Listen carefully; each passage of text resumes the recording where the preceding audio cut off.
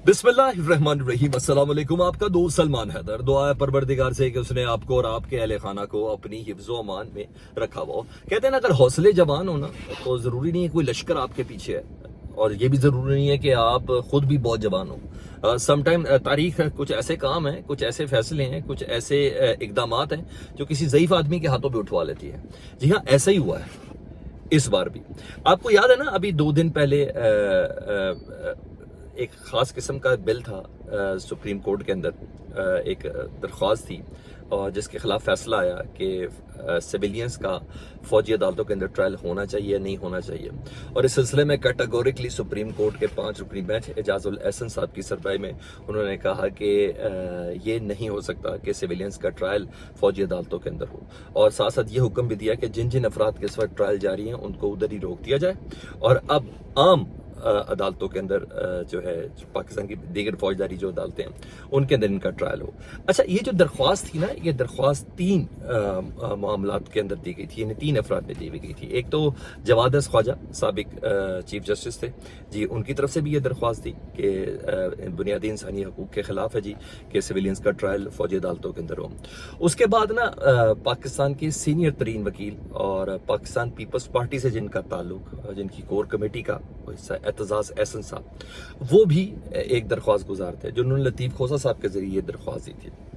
इसके अलावा पाकिस्तान तहरीक इंसाफ भी इसके अंदर शामिल थी।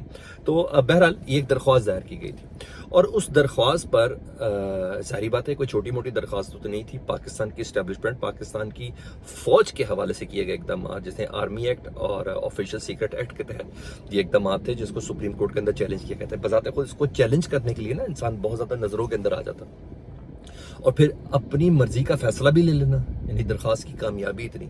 और उसके बाद जिस तरीके से उन्होंने प्रेस कॉन्फ्रेंस की और मीडिया के सवालों के जवाब दिए, उसके बाद भी अंदाज़ा हो गया कि एतजाज़ एहसन साहब बहुत ज़्यादा खुश हैं और वो समझते कि आइन और कानून की पासदारी हुई है।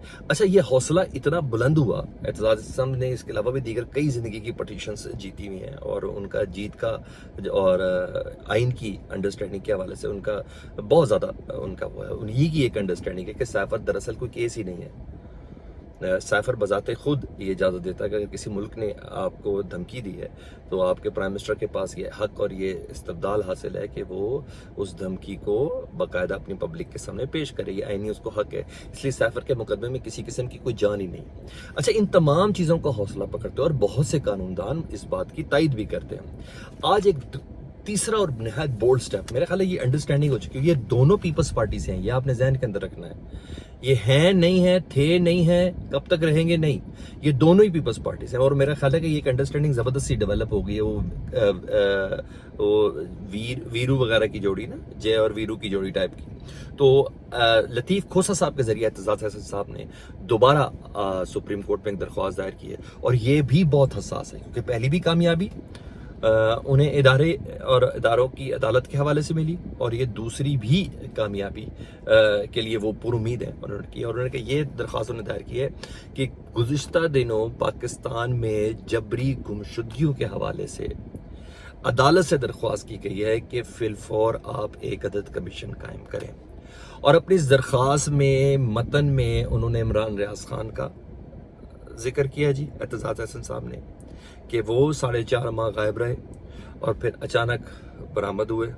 ठीक है, फिर उनकी जहनी हालत और जिस्मानी हालत क्या, ये शेख रशीद साहब के चेले का भी जिक्र हुआ जी, उस्मान डार साहब का भी जिक्र हुआ जी, सदाकत अब्बासी का जिक्र हुआ कि वो कैसे गायब हुए, इमरान खान साहब के प्रिंसिपल सेक्रेटरी आजम खान का भी जिक्र हुआ इसी दरख्वास्त के अंदर कि वो कैसे गायब हुए।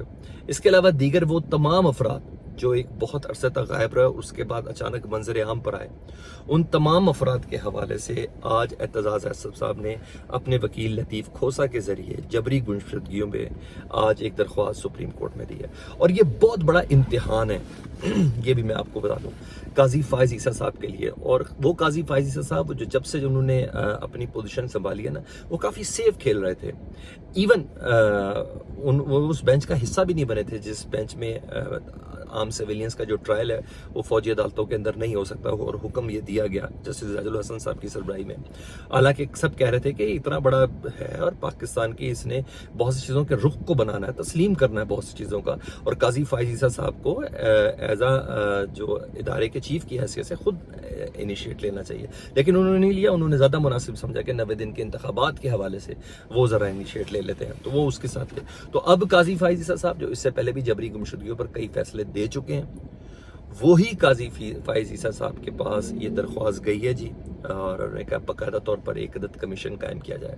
تو دیکھتے ہیں وہ اس پہ کیا عمل درآمد کرتے ہیں۔ پتہ چل جاتا ہے کہ قاضی فائز عیسیٰ صاحب کتنا سیف کھیل رہے ہیں، اور کتنا محتاط ہو کے کھیل رہے ہیں، اور کتنا باحفاظت ہو کے کھیل رہے ہیں، تو پتہ چل جائے گا۔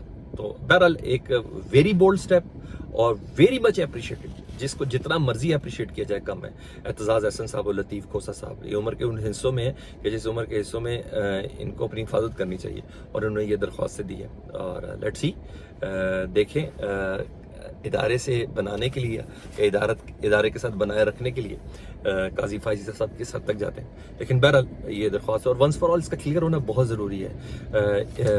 سسٹم سے جس حد تک سڑانت اور بدبو آ رہی ہے نا ان جبری گمشدگیوں کی وجہ سے، اس کے بعد آ کے وہ جو بھونڈے طریقے سے جو توجیہ پیش کی جاتی ہے نا کہ جناب ہمیں تو پتہ ہی نہیں تھا، ہم تو ریلیکس کرنے کے لیے باہر گئے ہوئے تھے اور سٹریس لیول کو کم کرنے کے لیے باہر گئے ہوئے تھے، حالانکہ ایف آئی اے نے بھی درج ہوئی ہے، فیملی بھی کہہ رہی ہے لاپتہ ہے، جس طریقے سے اٹھا کے لے کے گئے گورنمنٹ وزارت داخلہ کی وزارت داخلہ یہ بات مان رہی ہے۔ تو بہرحال یہ ایک بہت بڑا بولڈ سٹیپ تھا، یہ تھا۔ دوسرا جی،